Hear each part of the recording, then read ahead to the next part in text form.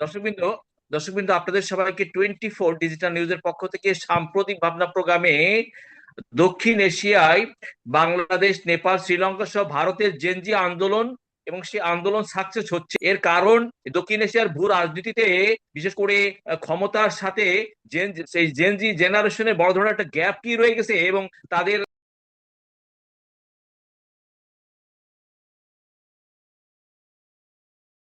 খুব ফিউ টাইমে ভারতের লক্ষ কোটি ছাত্র না জনতাকে সে টেনেছে। তাহলে কি ভারতের শিক্ষার ক্ষেত্রে বড় ধরনের সংকট রয়ে গেছে এবং ছাত্রদের আগামী দিনের যে বিশেষ করে শিক্ষার যে মূল্যায়ন, সেই মূল্যায়ন কি বিজেপি গভর্নমেন্ট যথাযথ করতে পারেন নাই? মোহাম্মদ মাসুম,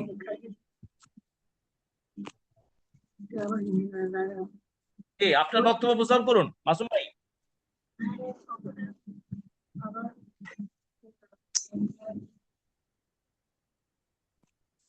আপনি আপনার বক্তব্য উপস্থাপন করুন মাসুম ভাই। শব্দ হ্যালো, কম তো। আপনার বক্তব্য উপস্থাপন করেন, আপনার বক্তব্য উপস্থাপন করেন। শোনা যাচ্ছে? শোনা যায়? আমি যে আমি বলছি যে ভারতে এই যে জেনজি জেনারেশনের তাদের শিক্ষার ক্ষেত্রে, শিক্ষা নীতি এবং তাদের মেধার বিকাশের ক্ষেত্রে কি বিশেষ করে বিজেপি গভর্নমেন্টের পলিসি মেকিং ক্ষেত্রে এবং তাদের ম্যানেজমেন্টের ক্ষেত্রে বড় ধরনের মানে ছিল, মিসম্যানেজমেন্ট ছিল এবং তার জন্য খুব দ্রুত সময় আন্দোলন হলো। সেখানে শিক্ষামন্ত্রী পদত্যাগ করলেন।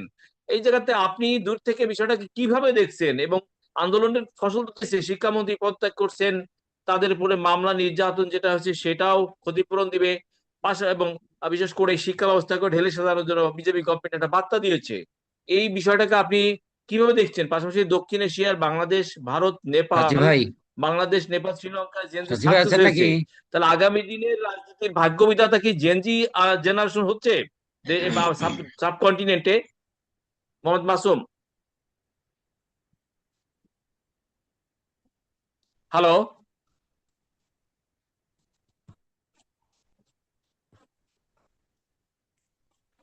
মাসুম ভাই কি টেবিল শুনতে মোহাম্মদ মাসুম পাচ্ছে না, শুনতে অন্য পাচ্ছেন আমাকে? অন্য কাউকে কন্টিনিউ করেন ভাই।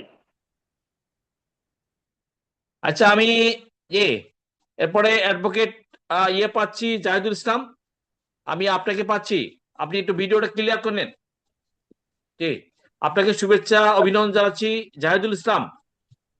বিসমিল্লাহ। শ্রীলঙ্কায় প্রথম সাকসেস হলো, নেপাল, বাংলাদেশ, তারপরে আমরা দেখলাম ভারতে শিক্ষা ব্যবস্থার অনিয়ম এবং মেধার বিকাশের ক্ষেত্রে জটিলতা, পাশাপাশি গত 1-1.5 বছর আগে এমবিবিএস এর পরীক্ষার এই প্রশ্নপত্র ফাঁসের মধ্য দিয়ে সেক্ষেত্রে বিশেষ করে যারা মেডিকেল পাস করেছিল তাদের প্রতি অবিচার করা হলো। এক্ষেত্রে কি বিজেপি সরকারের শিক্ষা নীতির ক্ষেত্রে ত্রুটি বিচ্যুতি আছে এবং তারা মেধার বিকাশ ঘটানোর ক্ষেত্রে, বিশেষ করে ভারতের মতো দেশে সাচি প্রশ্ন ভাই, ফাঁসের বিষয় যদি আসে, তাহলে ভারতবাসীর জন্য কথাটা তো তো আসলে শোনা যাচ্ছে না কিন্তু। ভারতের রাজনীতি এবং ভারতবাসীর জন্য তো একটু বা ভালো বার্তা তো দেয় না। অ্যাডভোকেট বিসমিল্লাহির জাহিদুল ইসলাম, রহমানির রহিম। জি, ডিজিটাল মানবাধিকার সাংবাদিক 24 সংস্থার সেক্রেটারি। নিউজের জি, বলুন। আজকের এই আয়োজনে হ্যাঁ, যারা যুক্ত হয়েছেন, যারা আমাদের এই আলোচনা শুনবেন, সকলকে আন্তর্জাতিক মানবাধিকার সাংবাদিক সংস্থার পক্ষ থেকে শুভেচ্ছা অভিনন্দন।